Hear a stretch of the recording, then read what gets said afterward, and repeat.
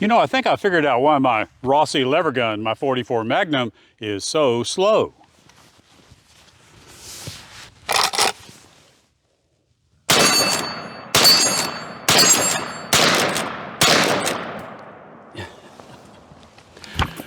Three out of five, I guess.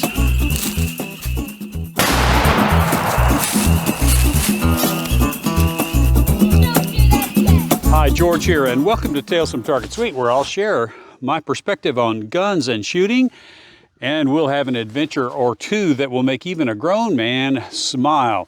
And I love shooting the Rossi 44 Magnum. This 24-inch barrel model was a dream of mine, and I made a video here not too long ago with it, and I was disappointed. And what was I disappointed in? I was disappointed that I didn't get a lot of extra velocity out of the 24-inch barrel. And you guys and girls had a lot of suggestions in the comments about why this 24-inch barrel wasn't getting a lot more velocity than the 20-inch Moroku 44 Magnum, except with a couple of exceptions. And they were great suggestions, but I've done some investigative work since then, and I'm going to share with you what I found. It's interesting. But right now, let's take a close look again at the Rossi 44 Magnum 24-inch octagonal barrel. Sweet gun.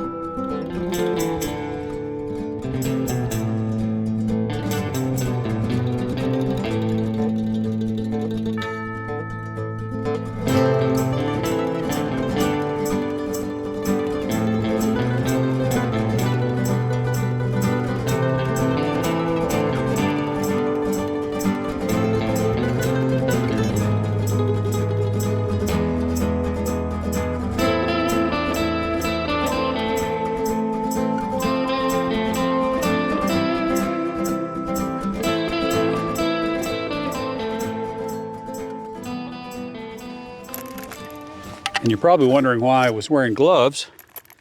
It's just to protect my finger because I was planning to shoot really fast so that you guys knew that I wasn't talking about how slow this gun was to cycle.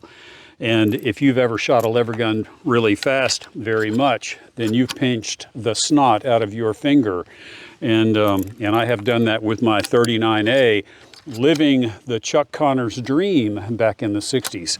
So that's why I put on this glove for that demo. And it shoots pretty good. But anyway, let's shoot it again. I'll shoot some more targets a little bit farther down range. Maybe pop one of those cans of I used to say Blast soda, but they quit making it. And so I just do Diet Mountain Dew now. And to you folks that love Diet Mountain Dew, trust me, it's not personal.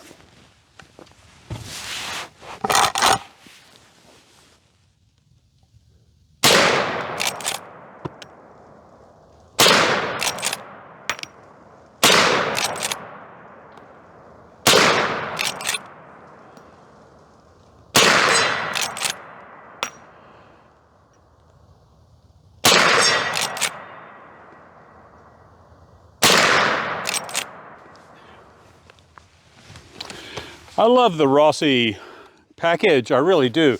And I was going to title this video, Why I'm Never Buying Another Rossi.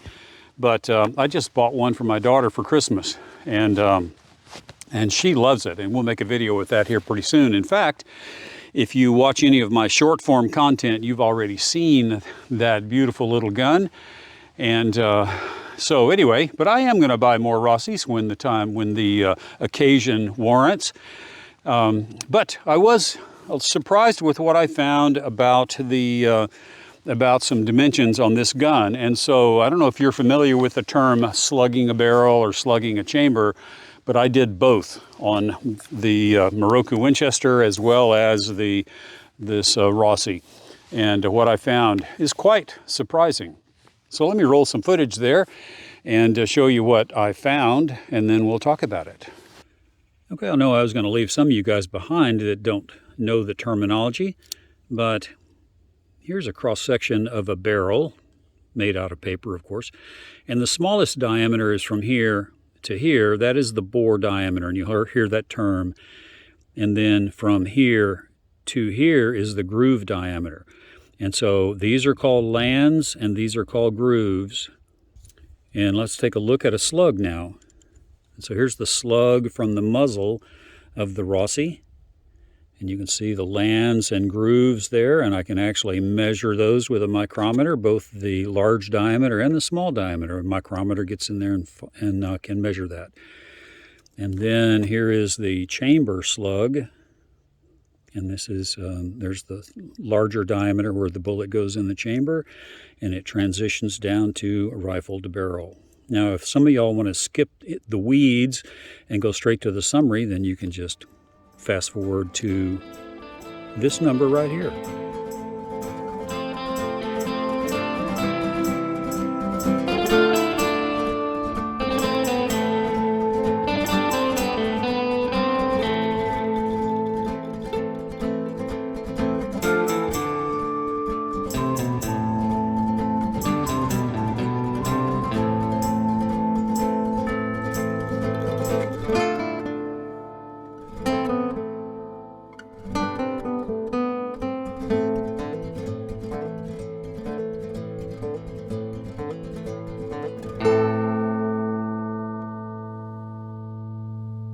Okay, well, let me just summarize real quick, and then there's some other interesting things I want to show you. And we're going to end this video with a whole bunch of shooting that I did with my cousin Casey. He showed up late yesterday evening, and most of the video that you've seen so far was actually filmed yesterday. And Casey came, he brought some handguns, some that I had never shot before, and so we're going to do a little bit of that just to close out at the end. In fact, there's a pile of aluminum cases right there on the ground. You may be able to see them. Quick summary, the barrel dimensions on the Rossi are quite a bit bigger than the SAMI spec, and the SAMI spec is the specification for what the barrel dimensions should be. And so it's bigger both in the SAMI spec and also bigger than what the barrel dimensions, inside barrel dimensions of the Moroku Winchester. Just to give you an idea, the SAMI spec calls for a bore diameter. Remember, that's this smallest diameter, a bore diameter of 0.424 in a rifle 44 Magnum, and a groove diameter of 0.431. The Rossi, instead of being 0.424 bore diameter, it's 0.429, and for a groove diameter, it's 0.434. The same dimensions on the Moroku Winchester are 0.420 and 0.429, which are really close to the spec. And the chamber dimensions are a couple of thousandths. They're not too bad. They're a couple of thousandths over the SAMI spec, about 3 thousandths over the SAMI spec, and this one is about 1.5 thousandths over the SAMI spec for the chamber dimensions. But that barrel is allowing, number one, we're not getting a really good engagement between the rifling, the lands, and the bullet, because the bullet diameter is 0.429. The bore diameter in here is also 0.429. And so let me show you what that looks like. And I shot 2 bullets this morning early into some ballistic gel, glued them base to base, and let's take a look and I'll show you how much deeper the rifling cut is in the bullets out of the Winchester versus out of the Rossi. Okay, this is the Winchester bullet, and this is the Rossi bullet. And what I can see pretty clearly is that the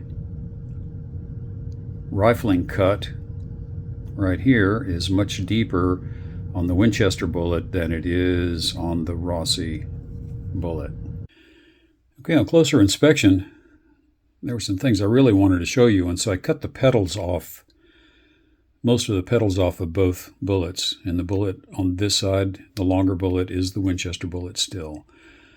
But I was noticing how little contact the rifling made in some places. This is the rifling mark right here, and there it is right there on the Rossi. And you can see there's almost no contact all through here of rifling. There's a little bit of gouge right there on the corners where the lands and grooves met. Little rubbing right there, almost none out here. Again, this one right here is pretty stunning. And even the corner of the rifling barely touched right here. So I suspect that's going to cause an impact on downrange accuracy, because I don't see how the bullet could have been stabilized concentric to the bore with such uneven contact with the rifling. You see right here, we've got pretty good contact. There's a pretty good edge right there. Right here, there's no contact, no edge.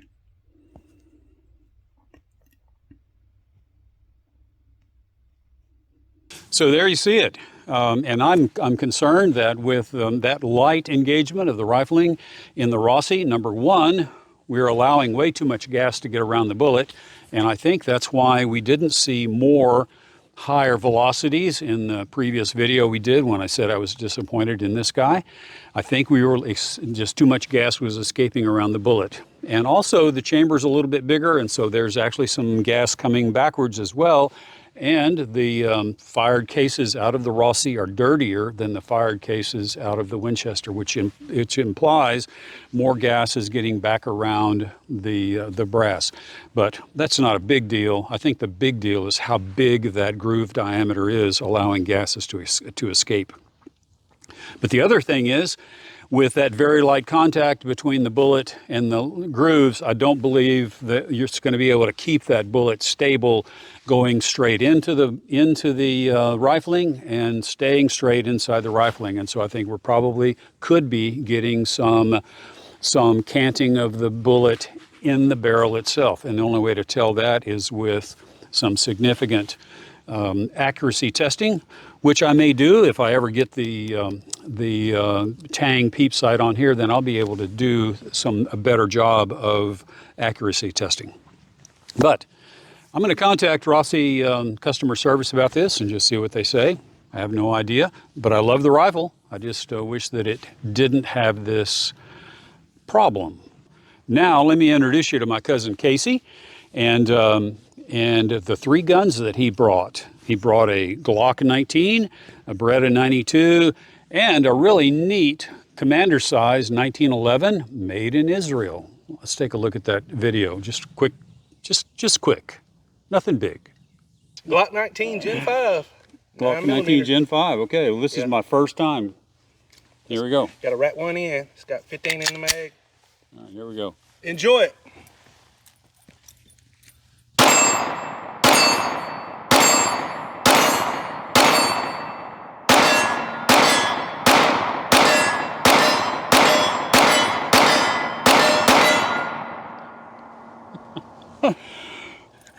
I'll do anything for money. Man, that really does shoot good. Yeah, it really does. Yeah, I mean, it really does. It's got a smooth recoil, smooth trigger. You're back on target pretty quickly. Mm-hmm. Yeah, I'm surprised. That's my first. It really is my first time shooting. I believe you. I believe you. If it just wasn't so ugly. They are so ugly. That's a thing of beauty to myself, to me, Oh, I know. Yeah. It is. I get it. Yeah, I want to shoot that 1911 again. Help yourself. I really like it. I mean, I had some issues with it when it first, but once it got broke in, it's good to go, I think. Well, I sure didn't have. Now I don't know what kind of rounds I'm shooting, but I sure didn't have any problem. Just factory 115s. Yeah.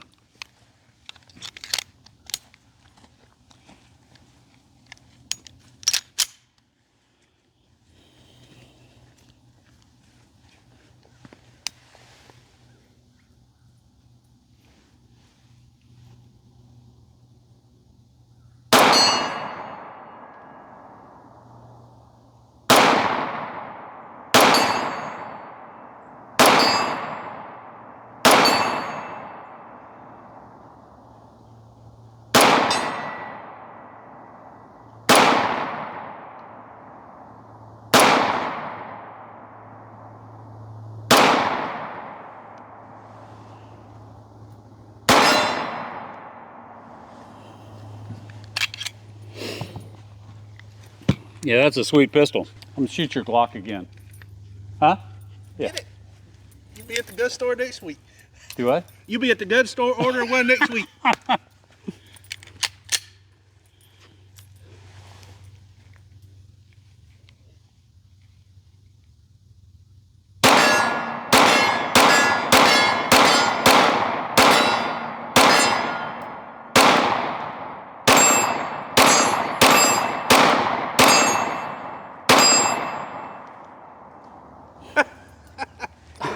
You control it well. Oh man, You control it very well. that's more rounds than I've shot probably last year with center fire pistol. Really? Yeah. Other than my Western, my single action. Yeah. Yeah.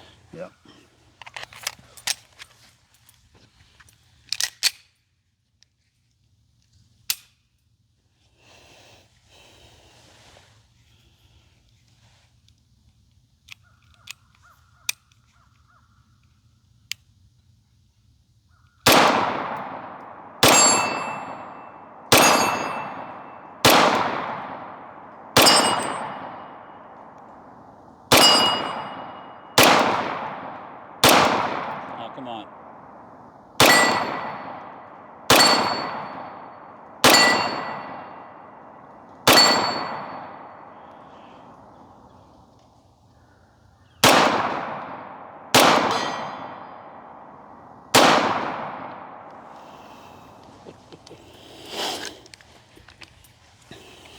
Well, there's a place for semi-auto handguns.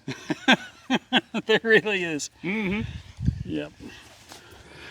So there you have my cousin Casey. I call him cousin.